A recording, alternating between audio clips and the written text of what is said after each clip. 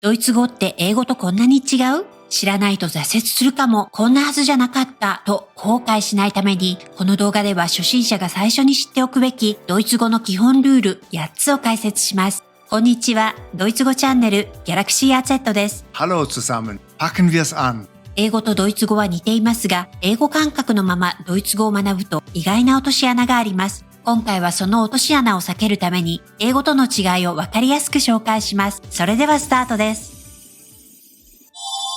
ルールその1、名詞には性別があります。英語では定冠詞はthe一つだけですよね。でもドイツ語には3種類もあります。Der, die, das。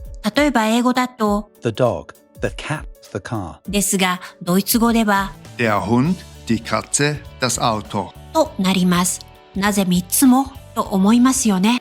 実はドイツ語の名詞はすべて男性、女性、中性のどれかに分類されます。犬は男性名詞、猫は女性名詞、車は中性名詞と決まっています。ちなみにちょっとここで注意です。ドイツの有名な車メーカーにフォルクスワーゲンがありますよね。実はこのワーゲンという単語も車という意味なんです。でも車という意味は同じでもアウトは中性名詞、ワーゲンは男性名詞です。同じ意味の名詞でも性別が違うことがあるのでややこしいですね。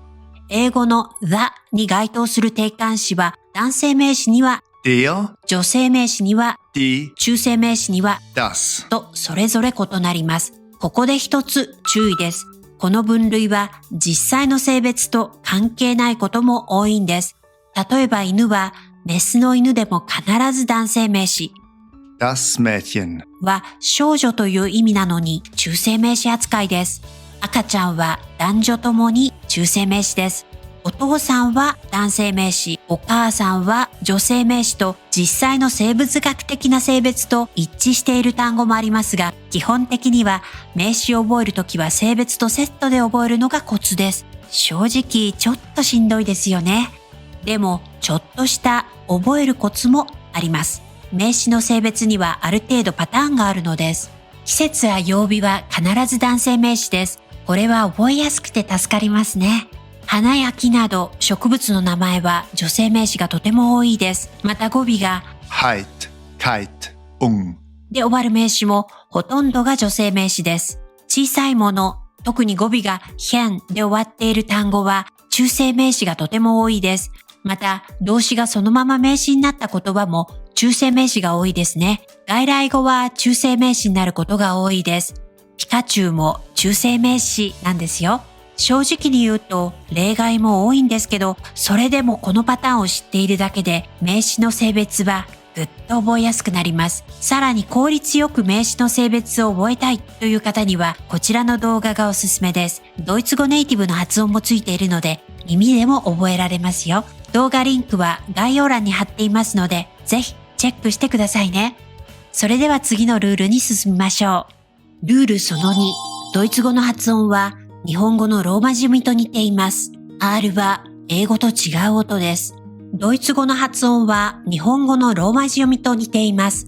例えば、ありがとうを意味するこの単語はダンケ、車を意味するこの単語はアウト、名前を意味するこの単語はナーメと発音します。英語と比較すると発音の違いがよくわかります。Auto, Auto, Name, Name。アルファベットの母音の読み方は英語と違って最初は混乱しますよね。でもドイツ語は日本語のローマ字発音にかなり近いと気づくとどうでしょう？ A, E, I, A, E, E。英語の発音と比べると日本語のローマ字読みと近いのがわかりますよね。なので英語よりもドイツ語の方が発音が簡単と感じる人が多いんです。ただし、もちろんドイツ語にも難しい発音があります。ここでは特に難しい R の発音を紹介します。英語と同じ表記だから同じ音と思ってしまいますが、ドイツ語と英語の R は違います。英語の R は舌を口の奥に引いて、舌先をどこにも触れないようにして発音しますよね。Ra, Ara。ドイツ語の R は喉を軽く震わせる音です。Ra, Ara。喉の奥でうがいをする感じです。発音のコツとして実際にガラガラとうがいをしてみることをお勧めします。うがいをしなくてもこの音が出せるように練習してみましょう。それでは次のルールへ進みましょう。ルールその3、ドイツ語の単語は長い？分解すれば OK です。ドイツ語を勉強していると単語が長すぎる、辞書に載っていないと悩むことがよくあります。例えばギネス記録にもなった超長い単語がドイツ語にはあります。これ1語です。69文字もあります。Donaudampfschifffahrts, Elektrizitätenhauptbetriebswerk, Bauunterbeamtengesellschaft。これは極端な例ですが、ドイツ語は英語と比べると長い単語が多いです。でも安心してください。実は長い単語の多くは短い単語をつなげただけなんです。英語では全く新しい単語になるけれど、ドイツ語では単語を組み合わせただけの単語を見てみましょう。ドイツ語では病院という単語は形容詞の病気のと家を組み合わせてできています。Krankenhaus。また辞書は単語と本の組み合わせです。Wörterbuch。さらに手袋は手と靴を合わせた語です。Handschuh。そういえば日本語の手袋も手と袋を合わせた言葉ですよね。ドイツ語と日本語、発想が少し似ていますね。辞書に載っていない単語に出会ったら焦らず分解して考えてみるととても面白いです。それでは次のルールに進みましょう。ルールその4、ドイツ語の名詞はいつも大文字で始まります。英語では文中の名詞は小文字ですが、ドイツ語はいつも大文字です。このようにドイツ語の名詞は文中でも大文字で始まります。実際に赤ずきんちゃんの冒頭を見てみましょう。パッと見るだけで名詞がどこにあるかすぐにわかりますよね。最初はちょっと違和感があるかもしれませんが、慣れると文章が読みやすくなります。もう一つ、英語と違うポイントがあります。英語では、私はを意味する I は文中でもいつも大文字ですが、ドイツ語の Ich は文頭以外は小文字です。とても興味深いですよね。では、次のルールに進みましょう。ルールその5。ドイツ語には英語にない特別な文字があります。ドイツ語には英語にない特別な文字があります。例えば、ウムラウトやエスツェットです。ウムラウトとは、あ、お、うの上に点々がついた文字です。この点がつくと発音が変わります。ウムラウトがあるかないかで、どのように発音が変わるか聞き比べてみましょう。A, Ä, A, Ä, O, Ö, O, Ö, U, Ü, U, Ü。もう一つ、ドイツ語に特有な文字がこちらです。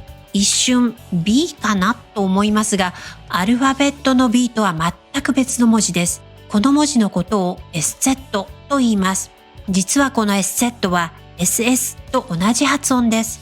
同じ発音なので、例えばこの単語をこのように書いても通じます。Straße, Straße。ちなみに、ちょっとここで注意です。スイスでは SZ は使われません。すべて SS で表記します。発音を詳しく練習したい方は、こちらの動画がおすすめです。それでは次のルールを見ていきましょう。ルールその6、動詞の形が主語によって変わります。次のポイントは、動詞の形が主語によって変わるということです。ドイツ語では主語によって動詞の形が大きく変化します。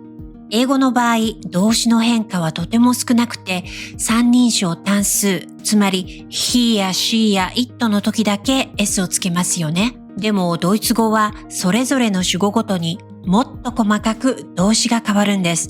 また、何々ですを意味する英語の be 動詞に該当するドイツ語の sein という動詞も同じように主語ごとに大きく変化します。英語では am、are、is の3種類のみということがわかりますよね。ドイツ語ではほぼすべてが変化します。最初は絶望的な気持ちになりますが大丈夫です。これらの動詞はとてもよく使うので、口に出して練習しているうちに自然と覚えられます。耳で聞いたり、音楽のリズムで覚えるのが得意という方には、こちらの動画がおすすめです。それでは次のルールを見ていきましょう。ルールその7、語順が英語と違います。英語に慣れているとつい英語の語順でドイツ語を話したくなりますが、ドイツ語の基本語順は動詞が2番目です。